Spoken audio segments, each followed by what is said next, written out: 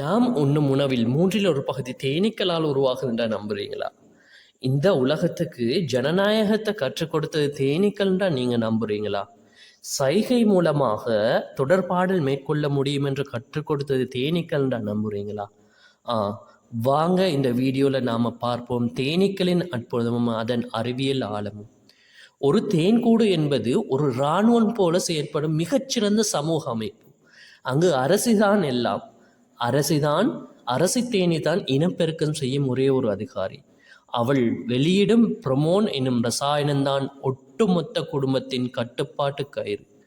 அடுத்து ஓய்வில்லாமல் உழைக்கும் பெண்ணின் படை வேலைக்கார தேனீகள்.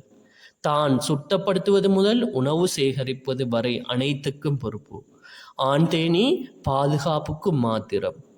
ஆனால் இந்த குட்டிப்படையின் தகவல் தொடர்பு தான் பிரம்மாண்டம். ஒரு தேனி புதிய உணவு பகுதியை கண்டுபிடித்தால் அது தன் நண்பர்களுக்கு சும்மா சொல்லாது.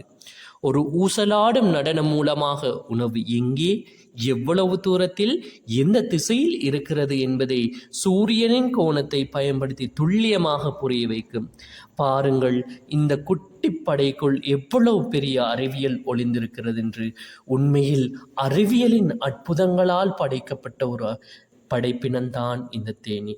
இந்த வீடியோ பிடிச்சிருந்தா கமெண்ட் பண்ணுங்க, லைக் பண்ணுங்க, ஷேர் பண்ணுங்க.